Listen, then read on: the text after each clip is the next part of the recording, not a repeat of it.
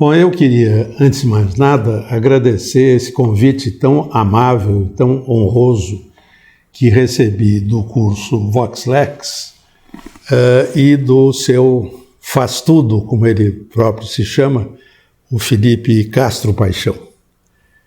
É um prazer, realmente é um prazer poder falar para os meus colegas futuros ou eventuais, em que área do direito seja. E, na verdade, eu queria tratar especificamente, ou pelo menos dar uma bordejada em 3 temas. O primeiro deles é um que eu estou empenhado de coração e alma, empenhado até o final, tão empenhado quanto a torcida colorada ou a torcida do Grêmio nesses pleitos históricos que o Rio Grande do Sul contempla. Mas esse tema é o da cordialidade forense. Eu acabo até de escrever um artiguinho que foi publicado numa revista da Associação dos Advogados de São Paulo, comemorando a edição do novo Código de Ética da Advocacia. E nesse artigo eu saliento o valor da cordialidade.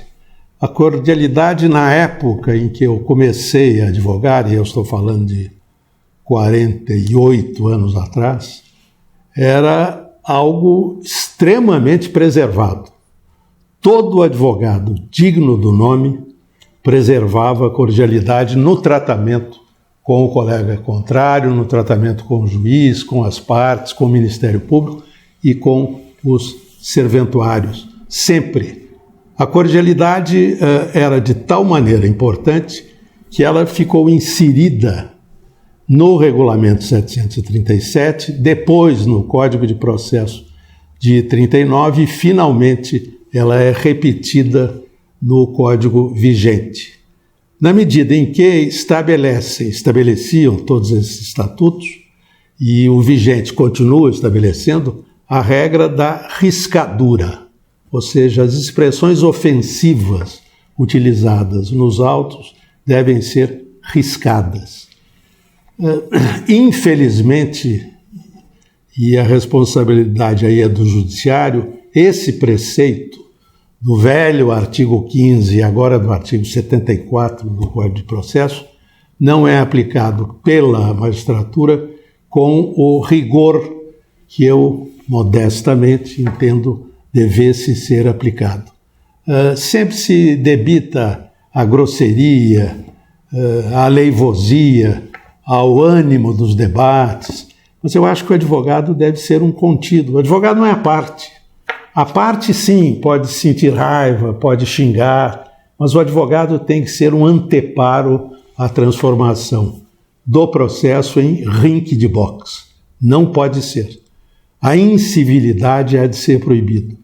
E, nesse sentido, a grande função seria das faculdades de direito, dos cursos, das entidades de classe, em promover efetivamente a cordialidade, quer dizer, resgatar esse valor da cordialidade. Eu já assisti imensos debates forenses, debates acalorados, apaixonados, com as partes firmes e radicais nas suas posições, no entanto, com a prevalência da fraternidade. Quer dizer, não basta o data venia. O data venia é um aspecto e até menor, a meu ver, desse dever da cordialidade. A cordialidade significa respeito. O Sérgio Buarque de Holanda, pai do nosso cantor, o Chico, disse certa vez que o brasileiro é um homem cordial. Cordial no sentido do que vem do coração. Ele está ligado àquilo que dita o seu coração. E assim os agentes do direito devem ser cordiais. O segundo ponto, e aí eu já me dirigindo aos meus futuros colegas e aos meus futuros colitigantes, é a concisão. Eu tenho notado que o advogado não tem conseguido dominar essa técnica da concisão. Num país em que existem 100 milhões de processos, É impossível a um juiz julgar com equilíbrio, com atenção, se ele tiver que enfrentar petições iniciais, e eu tenho visto isso, de 190 laudas, contestações de 320, tudo amazônico. E não há como o juiz ou o judiciário apreciar esses processos em que páginas e páginas são escritas sem a menor preocupação com o resumo, com a concisão. O padre Antônio Vieira, que era um pregador jesuíta português, veio ao Brasil e dizia, num dos sermões, ele diz: olha, eu serei prolixo porque não tenho tempo para ser breve. Então, porque ele tinha pouco tempo para ser breve, ele era prolixo, era mais fácil, é mais fácil ser prolixo.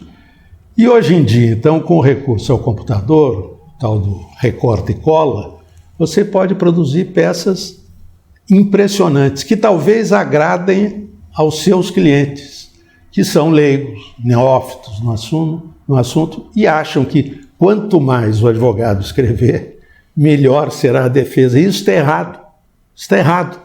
Não se consegue atrair a atenção de um magistrado que tem tantos e tantos feitos em cima da sua mesa ou dentro do seu computador, avaliar com equilíbrio e com equidade tudo aquilo que lá está dito. E, finalmente, é algo que eu digo como eu venho de uma família, menos eu, de intelectuais, de escritores, de romancistas, de historiadores, e eu sempre aprendi na casa dos meus avós e na casa dos meus pais, enfim, em todas as residências dos meus avoengos e antepassados, eu aprendi o valor do vernáculo. O vernáculo tem que ser cultivado. No meu escritório, todo advogado é obrigado a ter, além do dicionário normal, um Aurélio da vida, além do Aurélio ou do Ruais, ter um dicionário no computador e recorrer a um vocabulário ortográfico da língua portuguesa, que a Academia Brasileira de Letras editou e que é alguma coisa notável.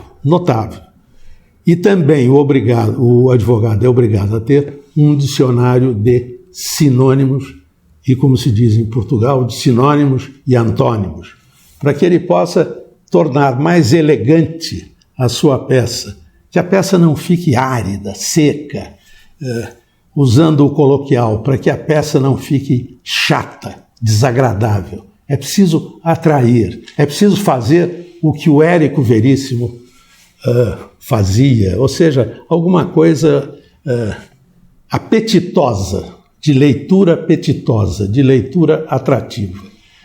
Vale para a escrita e vale também para os tribunais, dos quais eu às saio acachapado, e não existe outro termo, pelo teor das sustentações orais que eu ouvi, não tanto pela substância e pelo conteúdo, mas pela forma. Quer dizer, não há nenhuma relação entre sujeito, verbo e predicado. Vale tudo. É o botequim da esquina, o botequim da arquibancada. É isso que eu queria dizer a vocês, agradecendo mais uma vez ao Paixão esse privilégio da entrevista e desejando ao Vox Lex o melhor futuro, ou melhor, não é nem desejando, prognosticando para o Vox Lex o belo futuro que ele certamente terá. Muito obrigado.